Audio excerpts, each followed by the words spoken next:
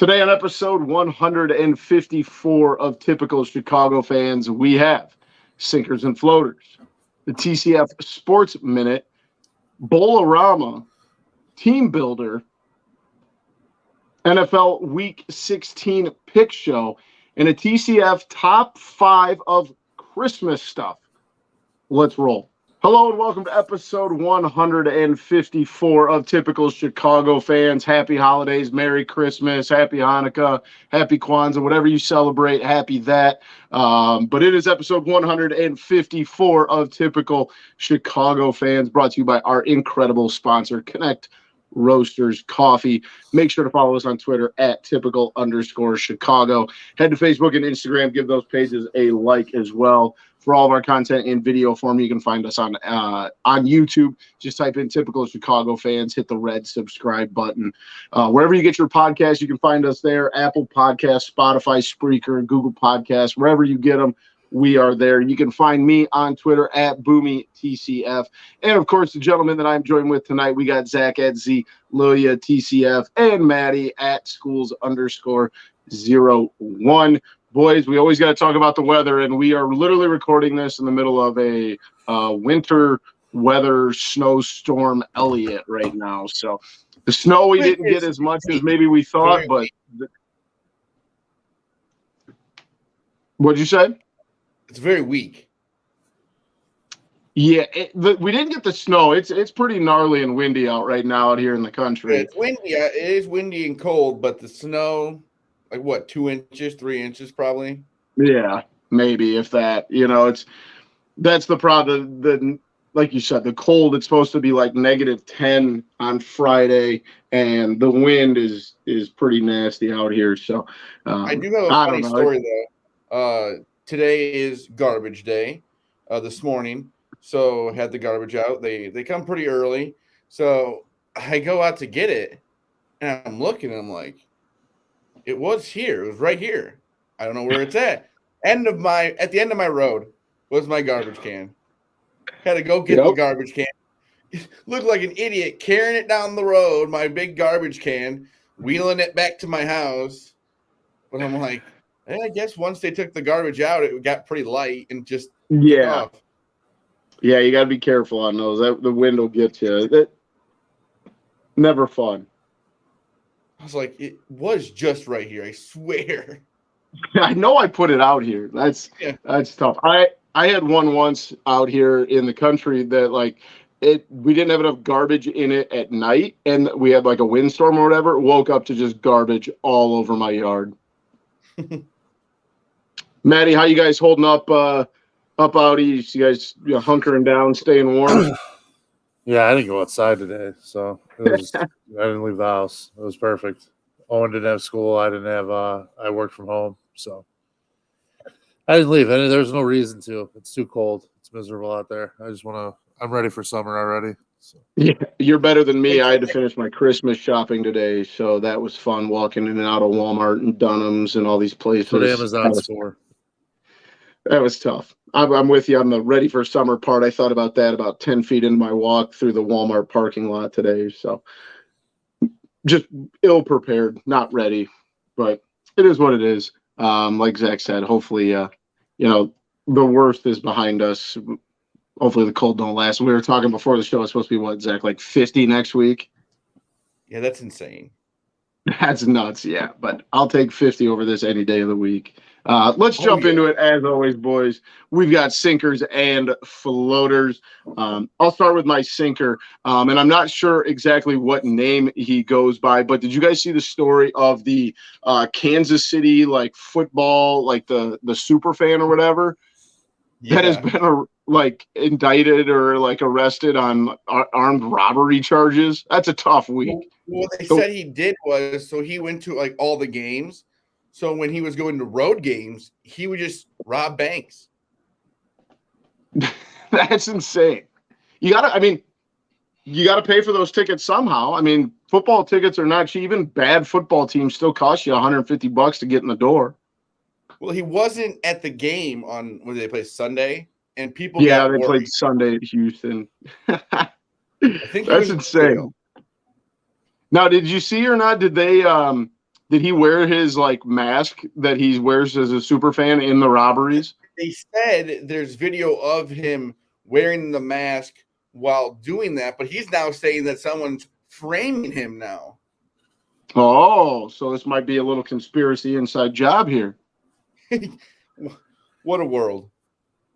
That's banana lands is what that is. But I don't know. I've never really truly met a Kansas City Chiefs fan that I was like, yeah, that's a cool guy. I don't know. It wouldn't surprise me is what I'm trying to say. Chiefs fans are oddballs. I think it's a commitment to his team if it's legit. If he's actually funding road trips and he's trying to support his team by, putting his life on the line, putting other people's life on the line, I mean, that's just a flat-out commitment to your team. So, the Chiefs should probably, in a weird way, thank him for the support, maybe go about it a little bit differently. But I don't hate the, doing what it takes to be one of the chief heads or whatever you're going to call them. No, for sure. Like we all love our teams, but I don't think any of us. As long as no one got hurt, I mean, really, what do we, Yeah, exactly. Like I love my teams. I'm not going to go rob a bank over it. He's way more committed than I am. So. Yeah, I mean, if you think about it, if you're going to rob banks, if you're going to rob banks in like opposing cities too, it's not like you're going to have like this wide network of people that know you. So. That's true. Didn't even think of it from that angle. And you're wearing the wolf mask at the game, so it's not like anybody thinks that, shit, that was that guy at Chase earlier today who fucking robbed the bank. You know what I mean? So. That's true. Perfect alibi there. Wild world we live in here. But my sinker is just snow and being cold. I hate being cold. I don't mind snow, but it can still be like 32 degrees in snow, right? I'm fine with that. Not -10. Unbelievably cold today. Then it's windy. Maddie's right. Don't leave your house. There's no reason to this week. I mean, unless you have to go somewhere this weekend. But I don't know. Maybe we do Christmas next weekend. I wouldn't hate that. Yeah. Bump it a couple days. Let everybody just stay warm. You know what? We're going to have it actually next Friday. Yeah, exactly. You know what? We'll just run it all like move it to, like you said, Friday, and then you have Christmas Eve, or New Year's Eve, New Year's Eve on Saturday, and New Year's Day Sunday. That's a perfect weekend. They flex football games. We just flex Christmas. Flex Christmas. Like, hey, guys, it's going to be a lot warmer next week. Let's just move this down the road a little bit. That would be awesome. I don't hate the idea of flexing Christmas. I'm gonna go my sinker, or I'm gonna go jump into some sports. I know we're not at the Sports Minute yet, but the people whining and bitching about Steve Cohen and the Mets spending money, you know what? Fucking do something about it. Go pay for your own players. Not my money. This is fucking ridiculous. What are we talking about here? It's bad for the game. No, what's bad for the game are teams like the A's, whose most expensive player is $7 million. Trevor May, they just signed. Like, what are we talking about here? Yeah, or even crazy. Matt, I know you're ready to throw some shade, or teams like the White Sox who have never off a player over a 5-year contract and have never offered $100 million contract. Ridiculous. It's that's such ridiculous. That's so like 1980s, 1990s mentality. And you know what? Like when you have a billionaire owner and he's, willing to pony up and throw some money out there and pay the luxury tax, say, screw it, I don't care. Like how's that bad for the game? That's stupid. Put a cap. They've had chances and they didn't do it. Put a salary floor in. They've had chances and they didn't do it. It's been the wild, wild west. So this is what you're going to get. So do something about it. It's either put up or shut up if you're some of these teams. Like this is getting out of hand. Like if you don't want to spend the money, then fucking don't. But shut up about it. Yeah, there's no cap. You have nothing not to say. Doing anything wrong. No. And if he wants to piss away $500 million, who cares? What are we talking about? I wish my owner had a spending problem. No, it's ridiculous. Every team or every fan in the game should want their owner to be so committed to winning that he's just trying to get the best possible team at regardless of any cost. If it makes sense to play Carlos Correa third next to Francisco Lindor, that's what you're going to do. And it's just, I wish the fucking Cubs did that. Let's not kid ourselves. Come on. Yeah. Go find, $300 million laying around that you can float to a top tier. I can't deal with these owners that are bitching about this. Either do something about it or get fucking better developing your farm systems. I don't know what to tell There's you. literally I don't get what their argument is like. What'd you say, Zach? There's no cap. So yeah, what are you going to do? There's no cap. There's no cap in these teams that are going to be collecting the revenue sharing from the tax money. They're going to end up getting $20 million a year. And what are they going to do? Are they going to put that into their team? No, they're not. They're going to fucking put it in their owner's pocket. Let's not kid ourselves. Yep. Exactly. And then if you want to own a team, you have to understand, you're not just buying the team. You're that's what drives me nuts. Cause all of us would be like, hey, if we have this money, let's put it to use. And if I'm going to own a team, I want to own a winning team. It's not bad for baseball. This is great for baseball. I agree. I completely agree here. It's not the 1960s anymore. Let's move on a little bit. I'll move on to my floater, and my floater is opportunistic livestock. And obviously, you guys know that it is the Christmas season, and nativity scenes are big now. And they even have live ones with people there, and doing carols and whatever it is they do. I've never been to one, but I hear they're big. Anywho, they had one set. I'm trying to pull up here. Carolina Beach, North Carolina. A church set up a live nativity scene, and they actually brought two calves out to be a part of it. Well, someone wasn't watching, and the calves saw an opportunity, and they bolted. And they found them miles away in waist-deep water near the Cape Fear River at the Carolina Beach State Park. They were trying to just get away and get back to dry land. So they saw their opportunity at the live nativity scene, and they booked it. So you got to respect that. You see an opportunity, you got to take it, boys. You can't blame them. No, that's not the cow's fault. That is not their fault. They are cows. They are just doing what they do. Doing cow things. Exactly. My floater, having NFL games on Saturday and Sunday. That is just absolutely beautiful and something they should look into doing all the time. Yeah, I feel like there's a fine difference. We're very happy because basically they just flipped the script and they put the majority of the games on Saturday and then primetime games on Sunday because of Christmas. But after the college football season is over and we're just in bowl season, is there any way to find almost a 50-50 split so we can have basically two NFL Sundays on Saturday, Sunday back to back? I don't think I hate that idea. It would be perfect. It'd be awesome. Yeah.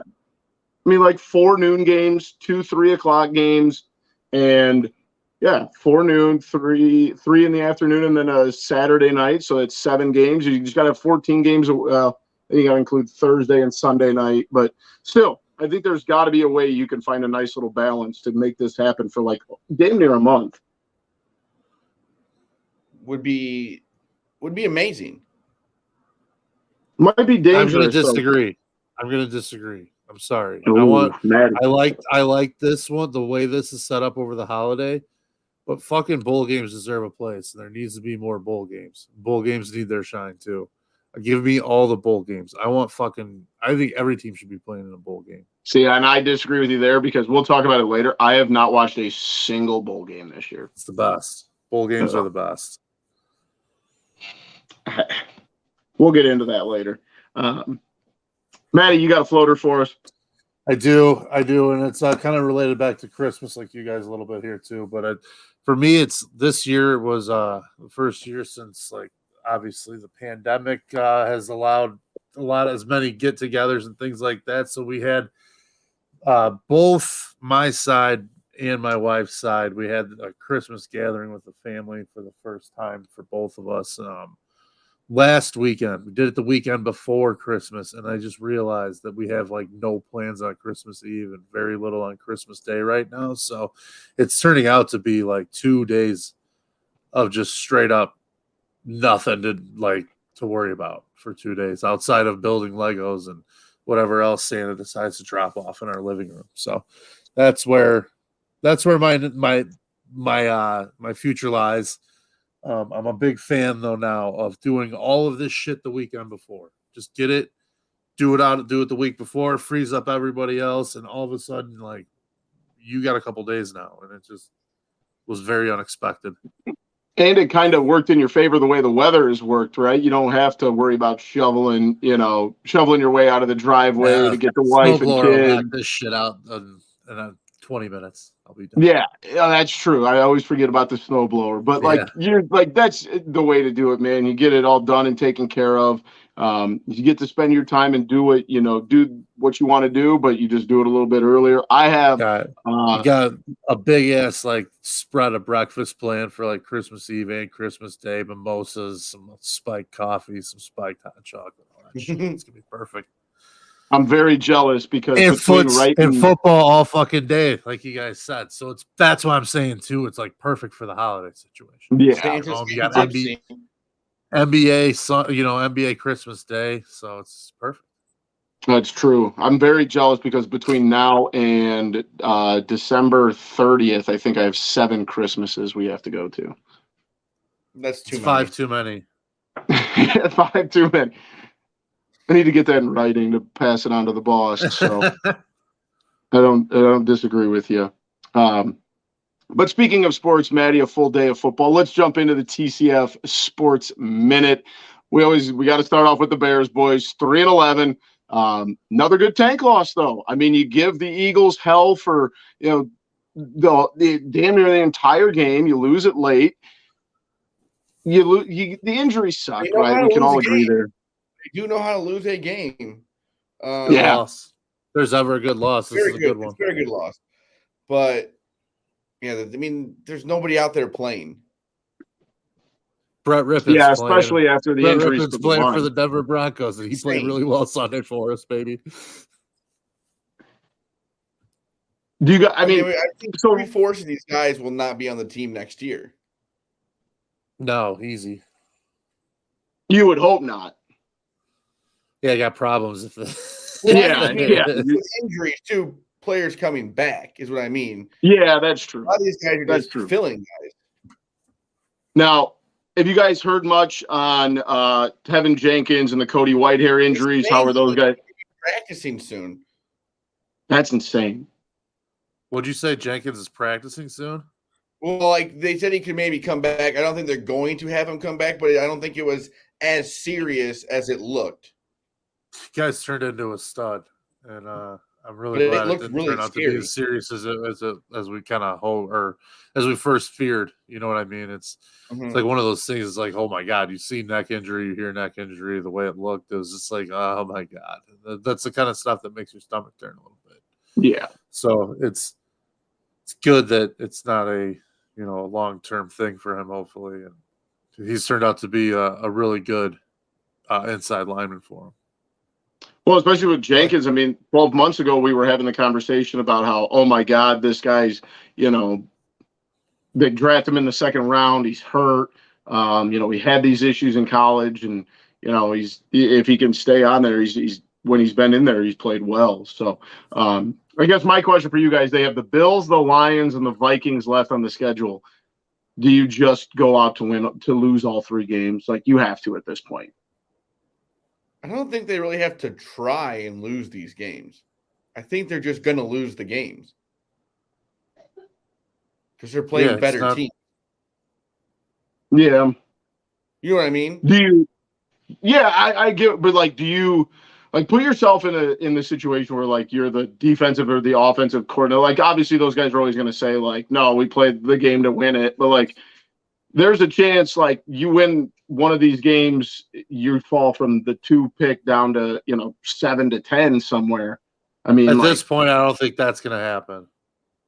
I think they're at the point where 1 win is only going to drop them to 3 or 4 at this point. But they want to win the game. And I understand everyone always says you want to win the game, but I just don't think that they're going to sit players to lose games. I don't think they need to sit players to lose games. That's what I'm saying. I just think they're going to lose the games. Yeah, I agree with Zach. They're just not, they're an 8-point dog against 8.5-point dog against the Bills. They're not expected to win the game. So Are you guys There's one. hoping? I guess. Do you guys hope they lose out? I hope they lose out, and I hope Fields continues to play well. That's best case scenario. Yeah, that's for Zach. Same. I mean, I want people to stay healthy. I want Fields to play well and lose. That's even if they play at, they're going to try their hardest. I still don't think that's going to win these next 3 games. That I'm not saying take your foot off the gas, but I'm not saying try to lose. I'm saying best case scenario as you do right now for the long-term prognosis. Especially how crazy the game could be on Saturday with how cold it could be. Yeah. Well, that you don't need people getting hurt. It's just like one of those things. I don't get it. I mean, shout out to the people who love going to the game and are going to spend their Christmas Eve at Soldier Field watching the Bears play the Bills. Oof. No, thank you. Yeah, actually, no. Lady I work with is taking her kids to that game. I'm like, you're a crazy person. It's going to be like the wind chill up there is going to be disgusting. Like, I don't know if they make enough layers. If they what? If they make enough layers? Yeah, no kidding, man. I mean, whew. Yeah, that's brutal.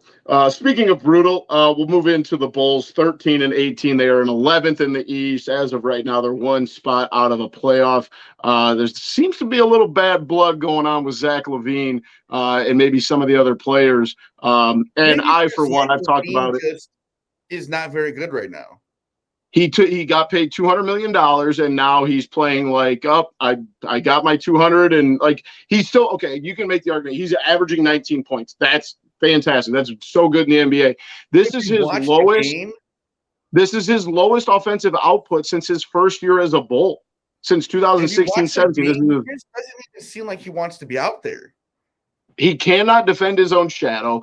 19 points a game, that's great, but for a guy that you're paying $200 million. You need more out of him. He gave up 150 points. They're bad. They are bad right now, and they have been all year. And it sucks because a lot of the younger pieces, I mean, like Ao up until he hits the game winner last night, there was like a 2-week stretch where Ao was playing like averaging 6 minutes a night. Colby, I mean, he is who he is. Patrick Williams hasn't taken a huge step forward. I mean, it's just this team is, average at best. Yeah, it's not fun. There's nothing to go. There's nothing to work with at this point. You're probably going to lose your pick to Orlando, most likely. It's only like top 3 protected. So yeah, I mean, it's what different scenarios the Bulls and Bears are in.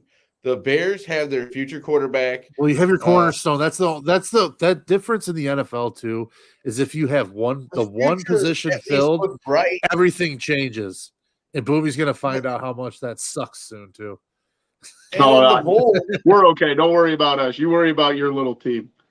Yeah. But then the Bulls, there's nothing they can do. There's no moves they can make. You're not going to get what you want for Zach LaVine, first of all, as of right now. That's exactly it.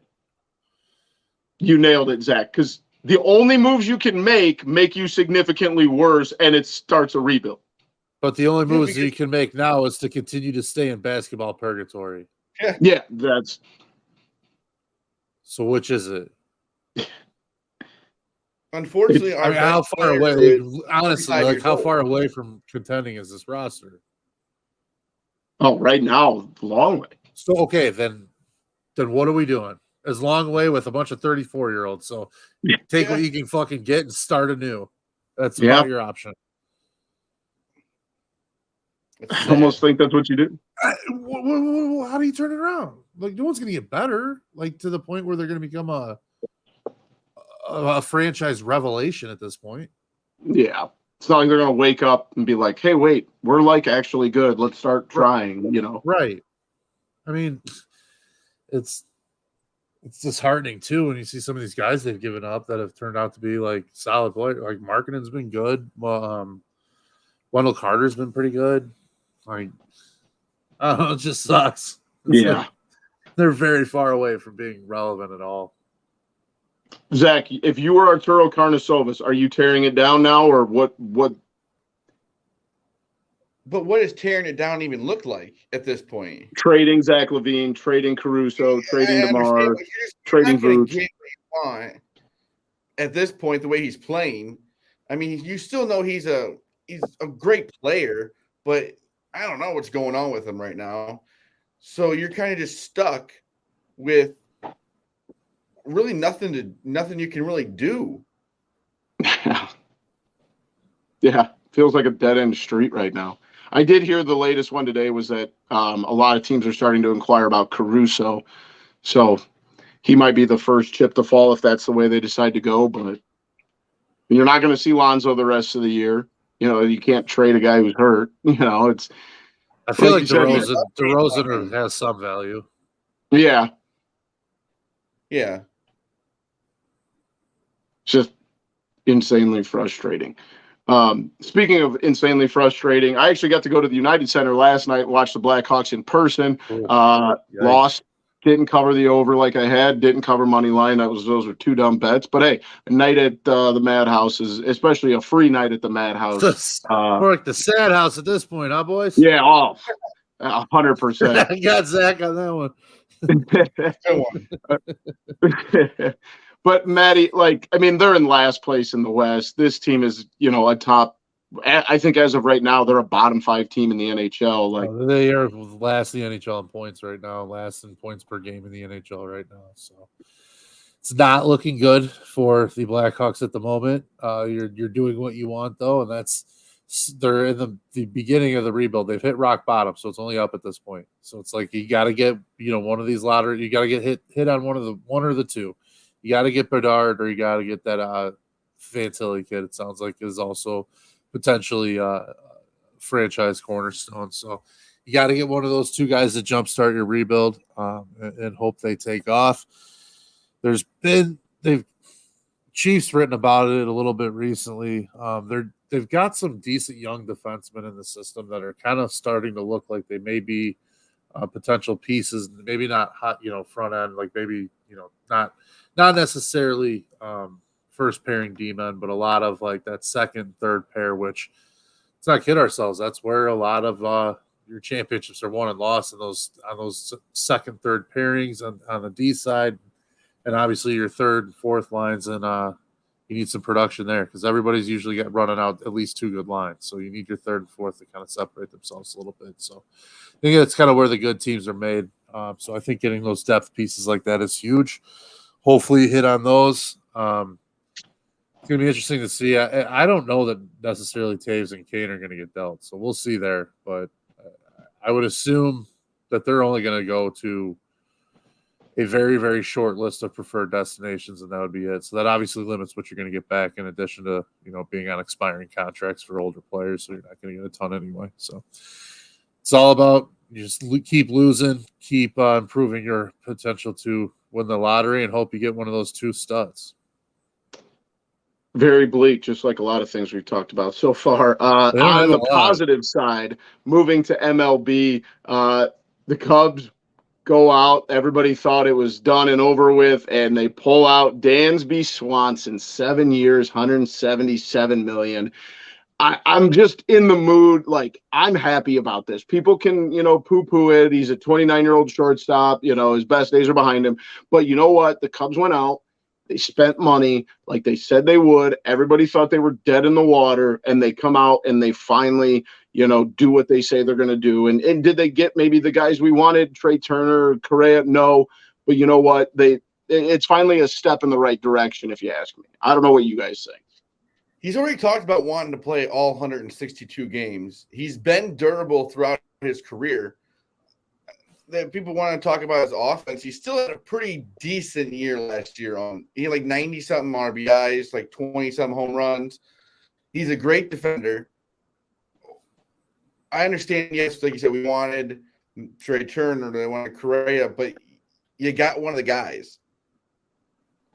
And I guess I'll ask you guys this, for the money that Correa, or the 12 years, 300+ million, Trey Turner, 10 years, would you guys have been comfortable giving a a player 10 plus years. I would give a player 30 if that's what it takes. I guess it doesn't really matter in the moment. I would love to have those players, and if it meant that, I guess I'd say yes. But it's a long time.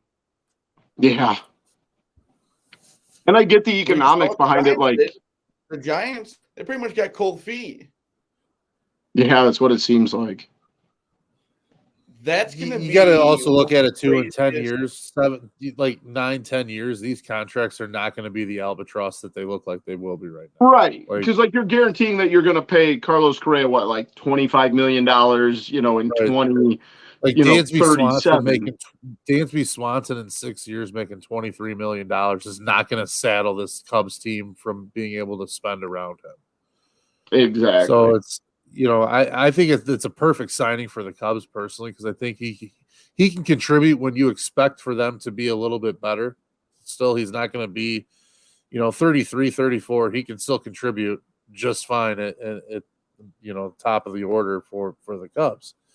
So, I think it's not necessarily just like you expect that he's going to put him over the top. No, it's kind of a building block around. He's been around winning organizations. It's kind of a leader type role is what you're hoping to get out of him at this point too in his career. So, you look at the team now, they got Suzuki, they got Bellinger, they got Happ in the outfield. That's a really good solid core in the outfield right there with, Swanson, Horner, the infield starting to shape up a little bit. Mm-hmm. I'm a little worried about the rotation. I would have really loved to see them go and get Carlos Rodon. I thought that would be a perfect signing for if they wanted to compete, because I do think the division and some of these wild card spots in the National League can be had.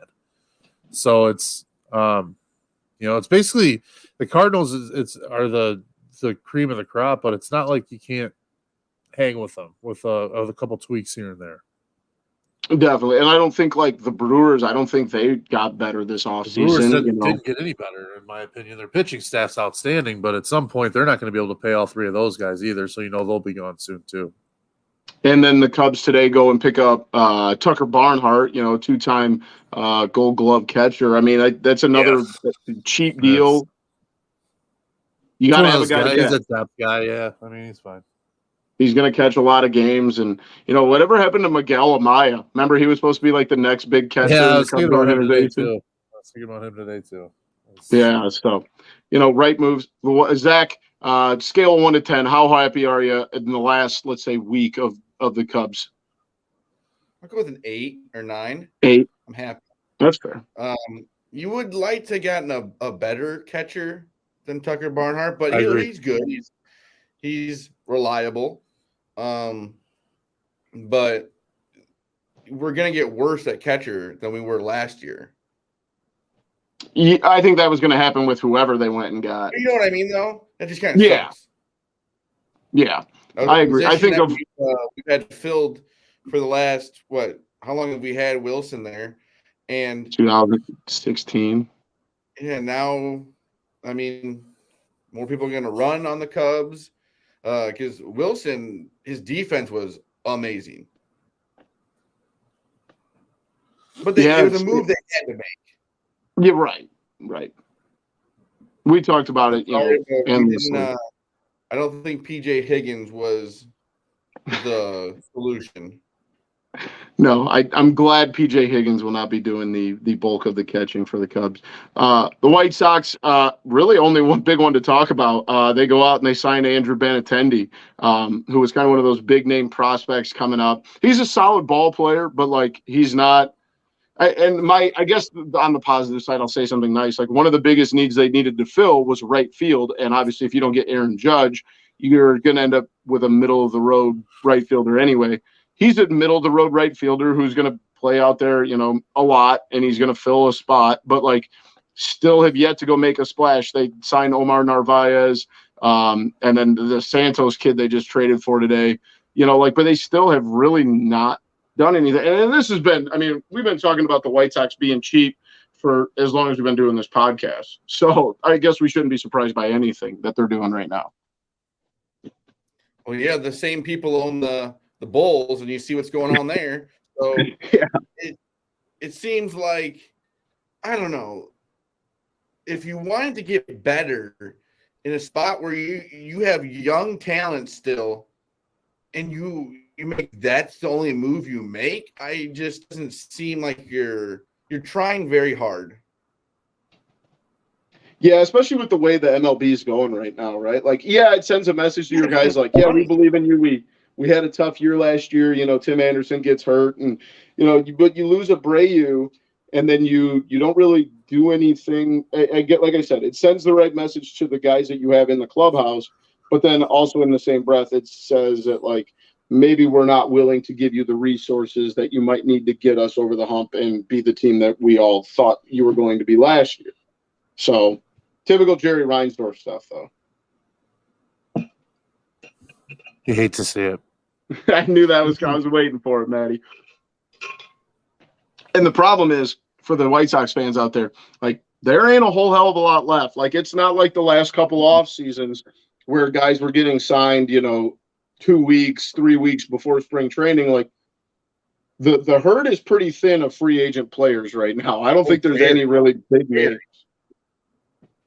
So better get used to the guys you have on the roster right now.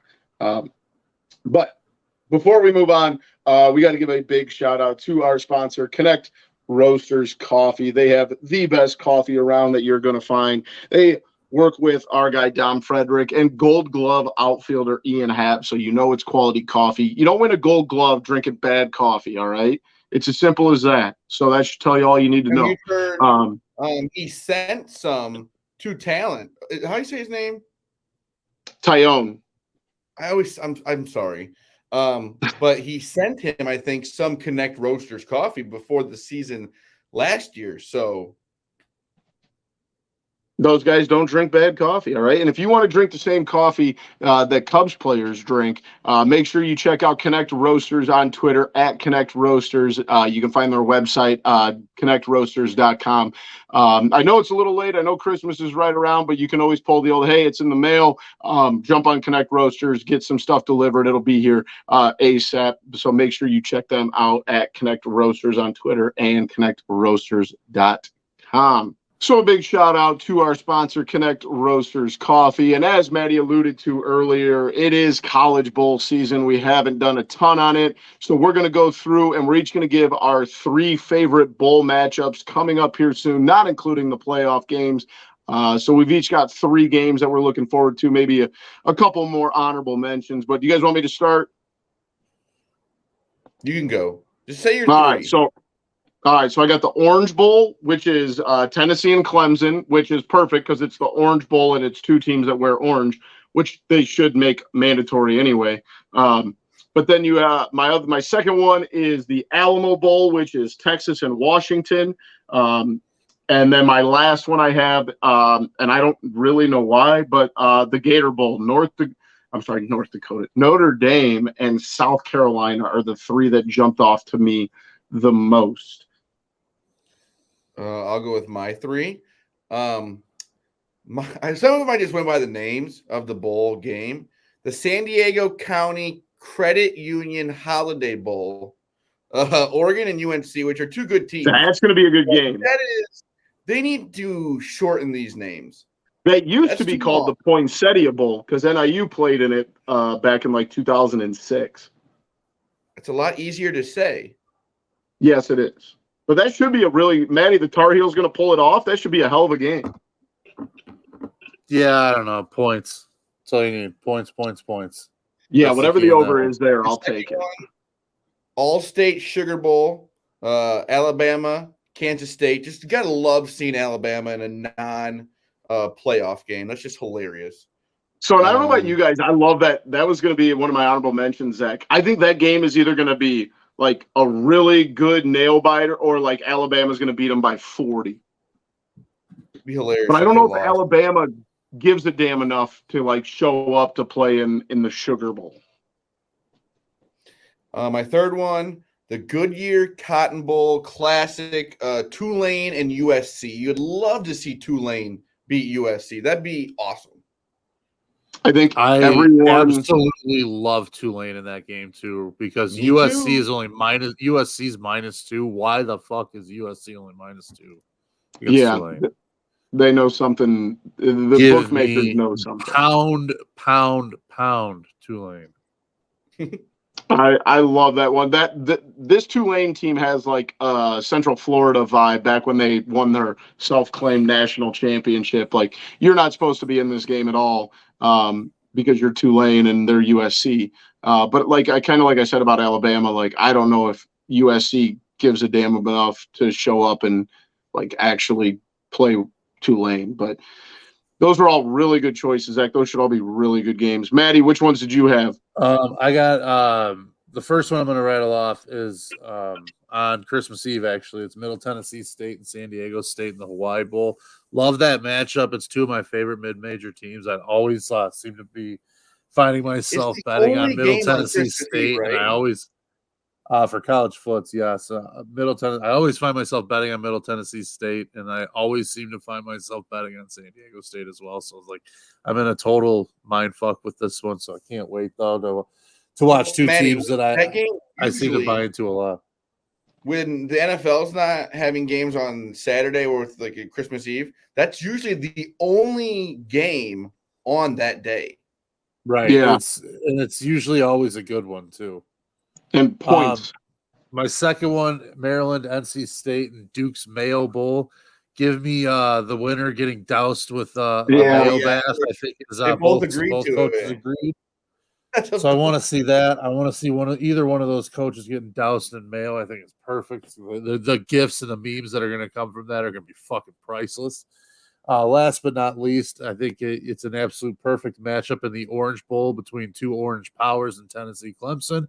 Who's going to win the Orange Bowl? Whichever team's got the best orange in their union. I think that's Tennessee this week. So I think Clemson is just they're one of those weird. They're in a weird spot. I don't know. Dabo's such a fucking strange bird, dude. He is a weird bird. Did you see his latest comment about how the NIL?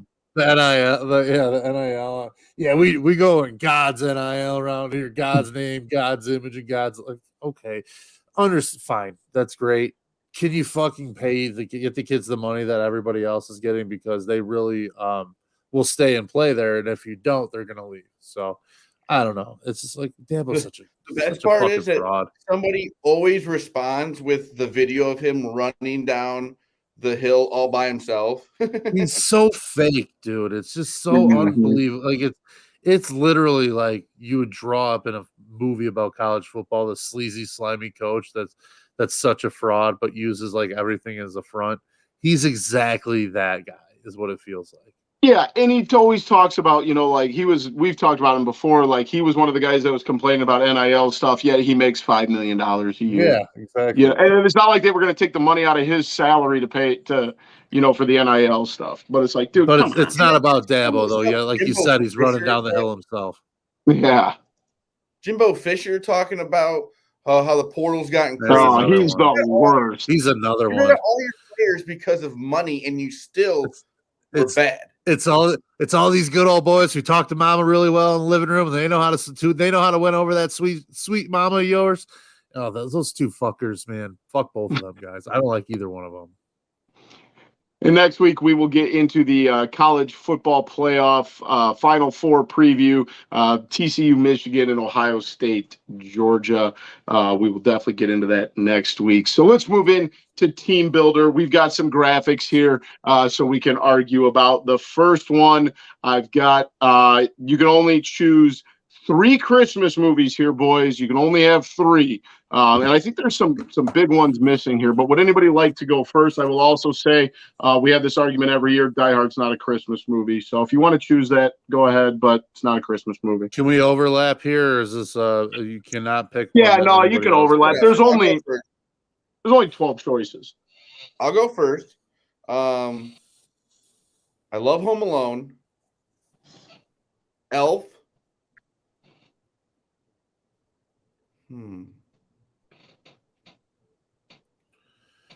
It's a Wonderful Life. It's just a classic. That's just a classic. I mean, you got to put that in. I usually don't watch it, but it's always on Christmas Eve. You got to watch it. I'm with you, Zach.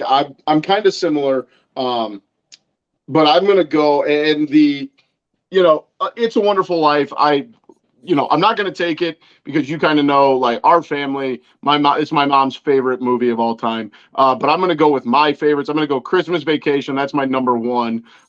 Number two, Bad Santa. And then I think I do really like Home Alone. For my third, I'll go the Santa Claus. I like the original Santa Claus. Give me Tim the Toolman Taylor getting fat, being Santa Claus. There's no bad movies. I'm not the biggest Elf fan, but it's a fine movie. I don't like A Christmas Story.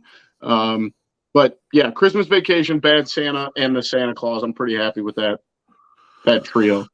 I do like A Christmas Story. That's going to be my second pick, actually. So first pick, Home Alone 2, I think is the best movie on this list. I think it's better than Home Alone 1. The music in Home Alone 2, the music in Home Alone 2 is absolutely dynamite. And I cannot sell that enough. It is dynamite. Just put that soundtrack on and you're good to go. Home Alone 2, I'm sorry. I think it does. I don't know. It hits different for me. A Christmas Story is it's an ode to growing up for me. It was like a movie my parents both liked a lot, so we watched a lot as kids. So I'm gonna go with A Christmas Story as my second. And third, it's got to be Arnold. It's Jingle All the Way. Yeah, that's a good choice. Turbo Man. I got Sinbad in that movie. You got Phil Hartman in that movie. It's so stupid, but so just perfect. And I do want to say Christmas Vacation is a funny movie. I'm not going to say it's not a funny movie. I think Christmas Vacation gets a lot of extra love that it's not necessarily warranted at all the times, because I think it's just up in a category where there's not a lot of liked movies. So it's kind of stands on its own a little bit. I don't know. It's good. Don't get me wrong. I laugh. I'll watch it once every year, but it is not to me like some fucking movie that just makes me just want to shit myself laughing like a lot of people. Yeah, I'm with you on that end. It gets a little too. It gets a little too much love, is what I'm saying. So I know that I've never heard that said that way before. You have now. It has kind of, Maddie, I'm with you. It's almost like it's approaching jumping the shark. Everybody's kind of a little too in on it. It's nowhere near the best vacation movie. And anybody who says it's better than the first Vacation, you've lost all integrity in my world. So I completely agree. Just know that. Completely agree. And I don't know about you, Matt, you said you grew up, watching A Christmas Story. I don't know if there's a division where you either have to be a Christmas Story family or it's a Wonderful Life family, because my family was we watched It's a Wonderful Life. We never once, I watched on my own later. I watched A Christmas Story, but It's a Wonderful Life. We're a little more of a grimy type family. So Christmas Story is a little more grimy type movie, I think. So That's fair. Let's move into our next one. And I put this in here because I had to go Christmas shopping today, and I didn't like myself afterwards. If you could only shop at 3 of these stores for the rest of your life, which 3 are you choosing? Does anybody want to go first? Yeah, it's Let's easy. just keep the same. Oh, you go. You can go, Maddie. Oh, go for it. I'll go last. That's fine. Go first, Zach. Okay, so I'm taking CVS. It's got the essentials. I also have one right down the road from me.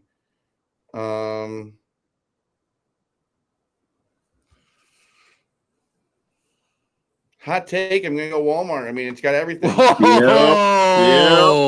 Yeah. Got everything. Whoa! Good answer. Oh, got everything. Not saying answer. it. I'm just saying it's got everything. And then.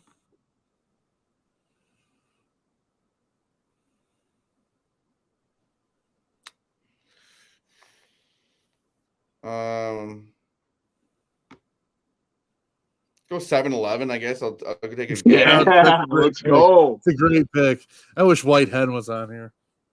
Those are good choices, Zach. I'm gonna go grimy here. I don't like Target. It's almost a little too upscale for me. That you can say what you want about me. You're probably right. I'm gonna go grimy here. I'm gonna go Aldi, Walmart, Dollar Tree. If you can't find everything you need at Aldi, Walmart, and Dollar Tree, you don't need to be buying it. All right. And there's no reason that you got to go be bougie and spend money at Whole Foods when they got the same stuff at Walmart. All right. Quit thinking you're better because you go to Whole Foods or you go to Trader Joe's. All right. You're just spending more money for the same stuff.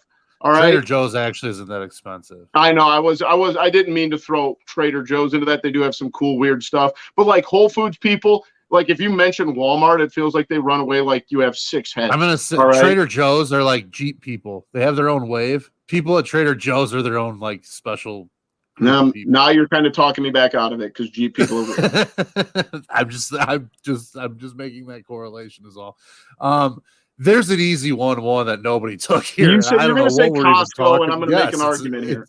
It's 1-1, and then the rest it doesn't even matter. 2 weeks ago, they don't have everything. Costco is not better than Sam's Club. I'll say it right now. That's ridiculous. Number 1, Costco.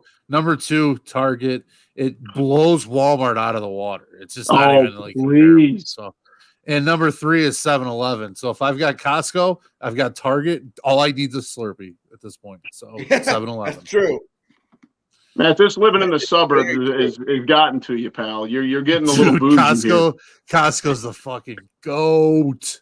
Dude, and I want to like Costco, but like, all right, this is also how my dumb brain works. At Walmart, you can buy like a 12-pack of Reese's peanut butter cups. They don't have that at Costco. They have a 68-pack of Reese's at Costco. Dude. I'll be honest. I'm sorry, the experience matters too, and there's a fucking experience going into Walmart. We all know that. All right. I will miss the chicken bake, but we're going back to Sam's Club after this year. On Twitter, we're gonna have a poll. We'll have Sam's Club, Costco. We'll see who wins. Oh, well, depends who gets a hold of it. The economy's decided that one already. You know, there's one that's been closing and one that's been opening. We will see. So you got to get a little dirt under your fingers, all right, when you're chopping. Why do we do this? Why don't we do a poll of Costco / Target versus Walmart / Sam's?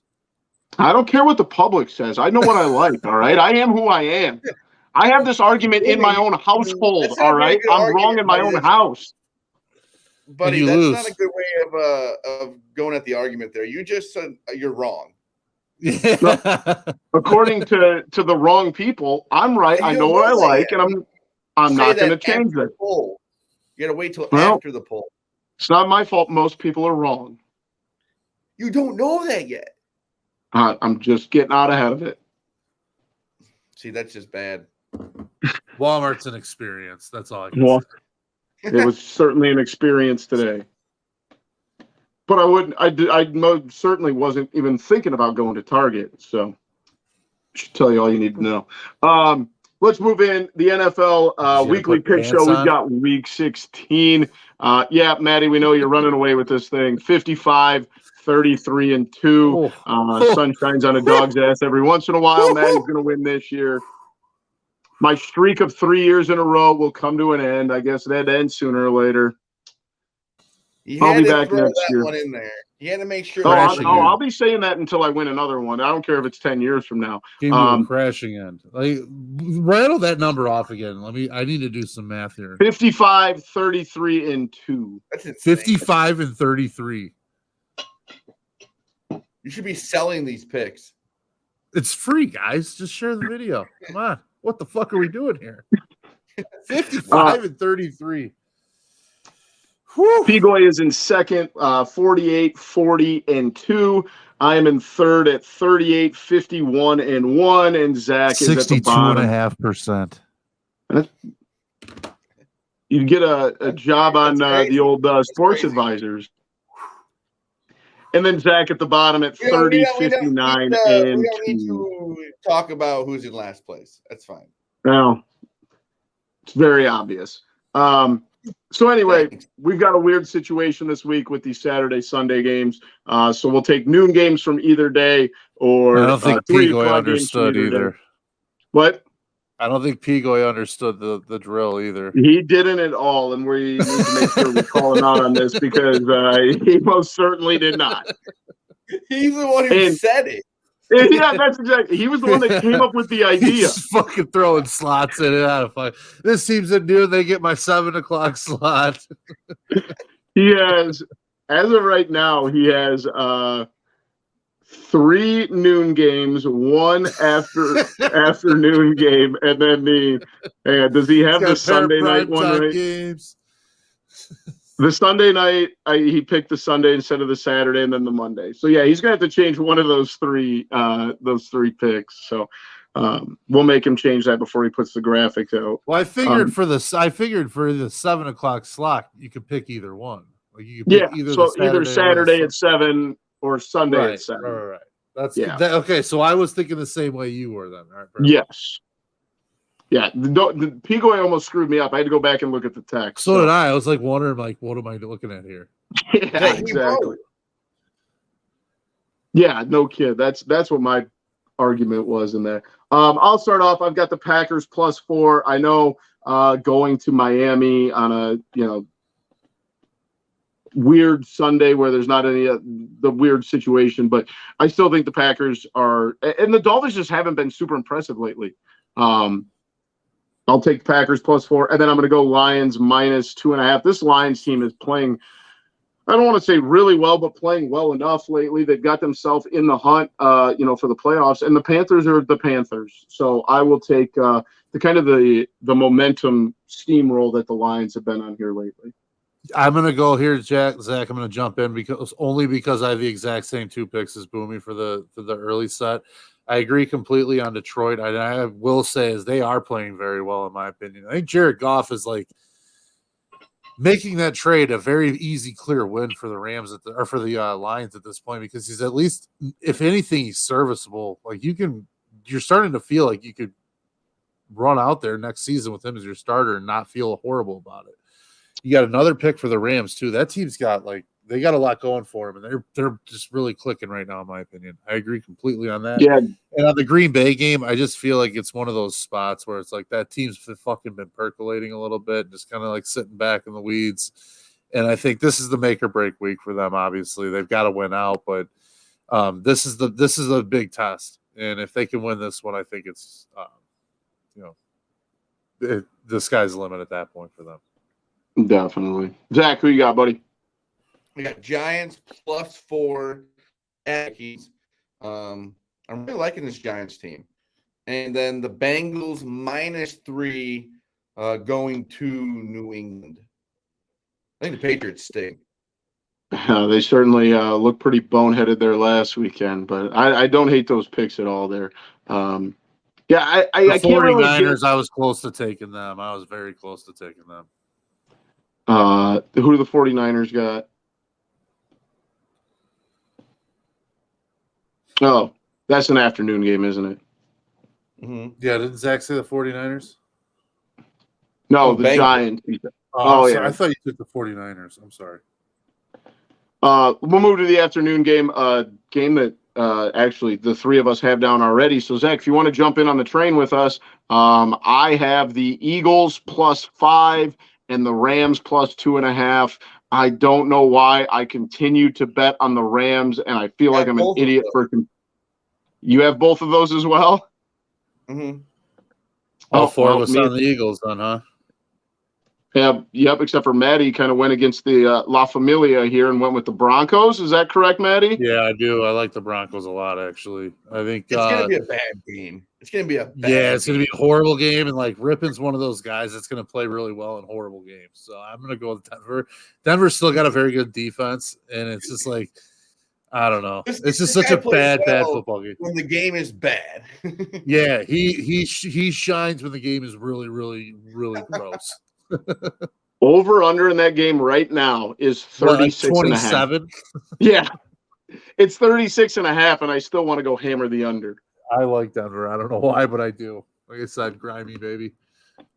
Well, Pigoy will have to pick another game because he has the Eagles as well, but he doesn't have another afternoon game. So we may have, it sounds like a show pot bet on the Eagles +5 coming up here this weekend. Sunday night or Saturday night. Let's see, who did I write? down if I can get this to work. Again, this is another thing, just like the Rams, I continue to bet on the Cardinals, and I don't know why. Give me the Cardinals plus 7.5. I can't even give you that great logic. coaching staff and awesome quarterback. Trace McSorley started on Sunday, buddy, so have some respect, pal. That's my point.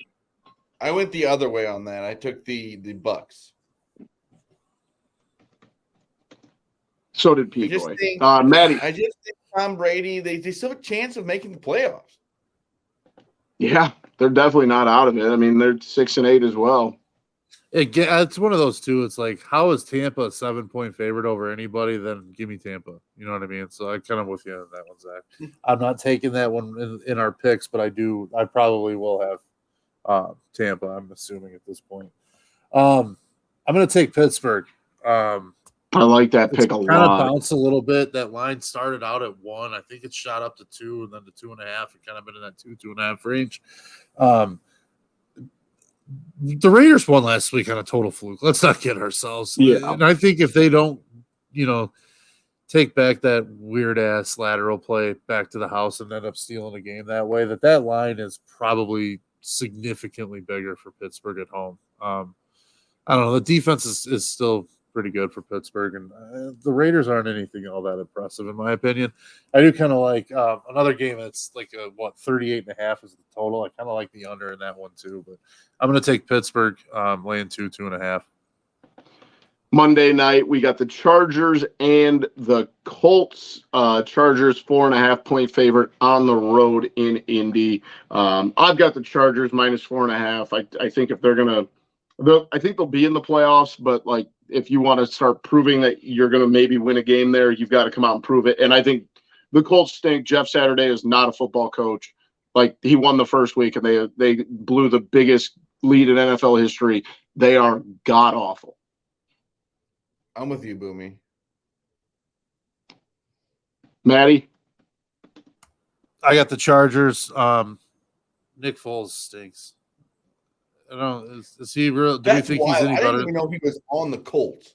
Yeah. Do we think he's any better than Matt Ryan? I mean, honestly, like at this point in either of their careers. Yeah, if this was like 2015, this would be a completely different conversation, but it's 2022. So this game screams like Justin Herbert just kind of assassinating him a little bit.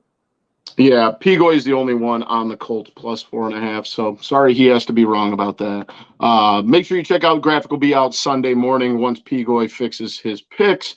And let's move on, as we always do, to finish up the show. We got a special TCF Top 5 this week, and this is the Christmas draft. So here's the rules.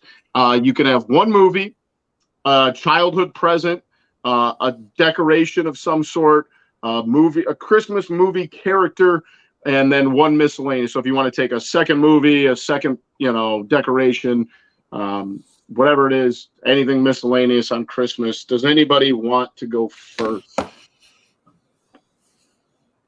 I'll go first. Or Zach can go first. That's fine. Zach's got it. I'll go third then.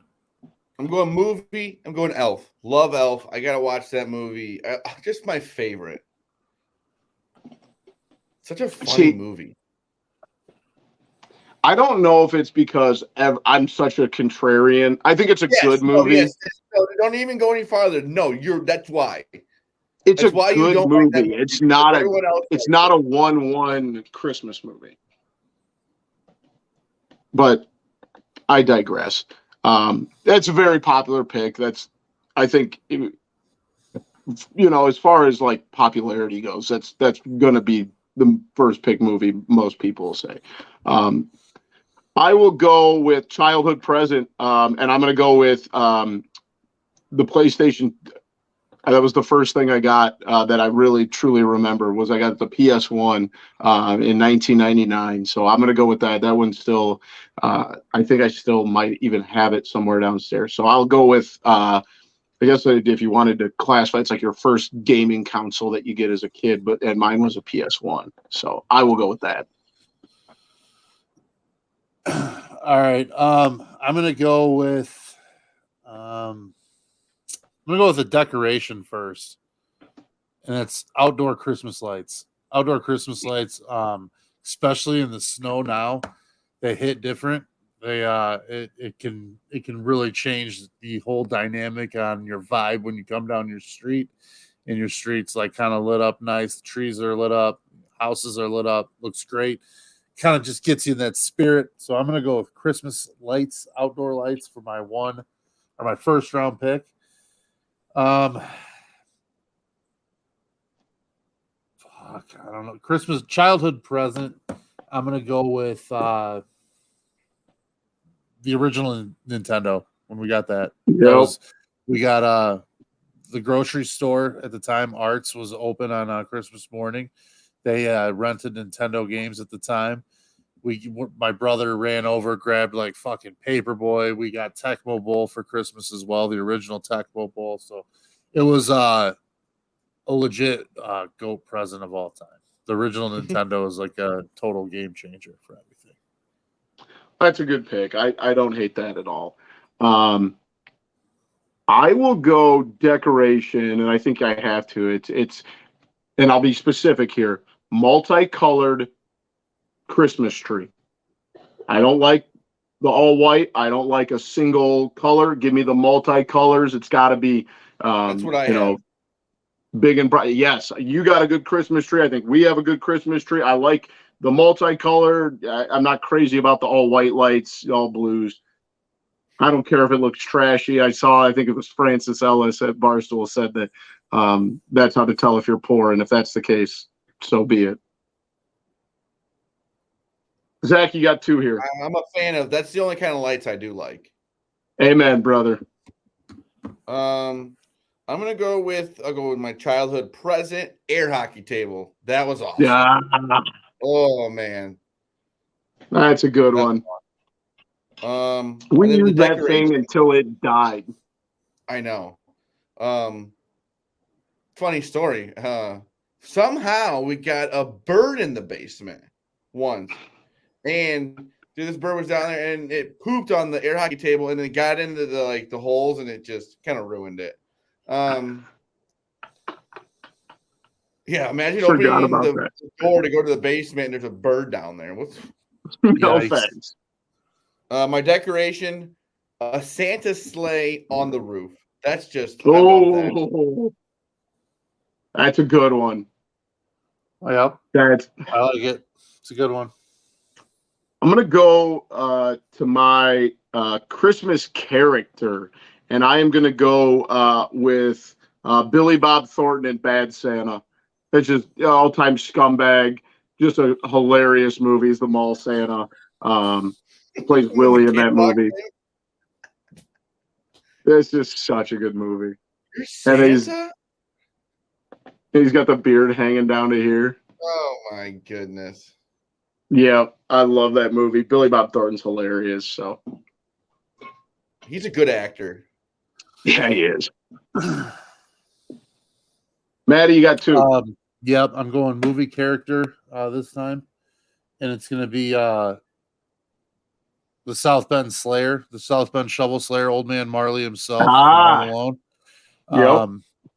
He comes back, redeems himself from being the scary, creepy-looking neighbor next door to saving Kevin's ass from, Marvin Harry barbecuing him. The Wet Bandits had him up against the door, ready to end his life. Let's not kid ourselves. And Old Man Marley came and saved the day with the shovel. So he's a hero. I think people need to remember that. So Old Man that is a Marley, great pick. and possibly like I said, who knows? Might be the South Bend Shovel Slayer too. So we'll see. If the DNA ever comes out, we'll know. Let's see. Movie. I'm gonna stay in the genre. I'm gonna go with Home Alone 2. Obviously, it's the Home Alone connection to the old man, but it's a different one. It's obviously the second one, but Home Alone Goes to New York just hits different for me. Like I said earlier, the music, everything else that goes along with it, the scenery in New York at Christmas time is it brings out a different vibe. One of the most underrated parts of that is where they're at the Bird Lady's house above the the theater. Really nice scene, nice music playing in the background. I enjoy that scene a lot. You feel a lot of sympathy for that lady. Yeah, I think it's like the New York Symphony Orchestra. It's like Yeah. a big deal. Yep. I wouldn't know. I'm not very cultured, as we've discussed many times in the show. Nothing new to see here. I'm gonna go with a movie here, and I put in Christmas movies, and there's actually a lot more that I like than I thought I originally liked. But I am gonna go with the Jim Carrey version of The Grinch. I like that movie. Jim Carrey's a phenomenal actor. I was a big fan of that one. The one since there was like an animated one. Not crazy about that. Jim Carrey, I'll watch in just about anything. So I will take Jim Carrey's The Grinch. That's a good one. I'm going to go with the character Buddy the Elf. That is just all-time character. And what a Zach's world elf heavy in this draft. Oh, huge. I love that movie. Zach, I saw a TikTok the other day. They were talking about like the scene where he's like going, like running around New York and he's like hopping on the lines and stuff, that they didn't have that like scripted, that they basically took a film, the director, one of the filmography guys or whatever, and Will Ferrell and a guy with a stack of papers for consent forms. And they just went and filmed that around New York. They didn't even it wasn't a set or anything. It was just Will Ferrell running around New York dressed as Buddy the Elf. And that's how they filmed those scenes. That's interesting. Pretty fun stuff there. And then my miscellaneous, just because I always have them on Christmas Eve, grasshoppers, the drink. Great I don't choice. really know what's in it, but it's delicious. I'm gonna, in the same vein, I might get some hate on this. I'm going eggnog. I like eggnog, and I'm tired of people that brag on it. If you don't like it, move along. You drop a little bit of whiskey in there. That's a perfectly fine Christmas beverage. All right. That's fine. You don't drop a little bit; you drop a lot of it. Well, I was just, Yes, Matt, a lot. My miscellaneous last, but not least, I'm going back to Jingle All the Way, and I'm going to Turbo Man. Turbo Man was a phenomenal movie gift. It's like kind of the Tickle Me Elmo. It's the go-to gift of the year that every kid wanted. Turbo Man was it was a good gift. I mean, what more can you want? It turned out to be the real life Turbo Man played by Arnold at the end, saved the day too. So it's huge. Turbo Man's a good one, I think, in my opinion. Good choices. Any honorable mentions? Movies really is what I had some here. I forgot how many good Christmas movies have come out recently. The Night Before, the Seth Rogen movie. I thought that movie was very funny. I thought it was very, very funny. I thought it was. And another funny one, Maddie, Office Christmas Party, I absolutely loved. In the same vein, I think people don't give enough love to certain sitcoms that have good Christmas specials. Like The Office Christmas episodes were always very good. The Office? Yeah, The Office Christmas episodes were very good, in my opinion. Yeah. I was like, I'm like, that's in a movie. The Simpsons, Christmas specials were all pretty good. There's a ton of them, you know what I mean? Like, usually good sitcoms have. I think didn't It's Always Sunny have couple as well. Like, yeah, of course. So it's I don't know. So I think you can always do so much with that. I agree. Anything else? Honorable mentions we have not brought up, fellas? I think that's a Benihana Christmas. Like that could have been a miscellaneous too. Just the Benihana Christmas episode. Die Hard. It's fantastic. Not a Christmas movie. You do this every year. I'll die on this hill. But either way, I hope that all of our listeners and viewers out there, I hope you have a great holiday. Whichever one you celebrate, make it the best one yet. We've obviously talked, over the last couple of years, we've, seen holidays and stuff not be what they used to be. Enjoy it, enjoy it with your family, the people that matter to you the most. We hope you have a great holiday season. And thank you for joining us for episode 154 of Typical Chicago Fans. Shout out to our sponsor, Connect Roasters Coffee. Jump on the website now, connectroasters.com. Get yourself some coffee brought in for the new year. Get new year, new you. Get some new coffee in your life. You can find us on Facebook and Instagram. Give those pages a like. We're on Twitter at typical_Chicago. YouTube, just type in Typical Chicago Fans. Subscribe there for all the content in video form. Wherever you get your podcasts, make sure you give us a subscribe. Leave a rate and review if you can. Apple Podcasts, Spotify, Spreaker, wherever you get them, we are there. You find me on Twitter at BoomyTCF. Zach at ZLiliaTCF, and Maddie at schools_01. Thank you for joining us. That was episode 154 of Typical Chicago Fans. We love you all. Peace.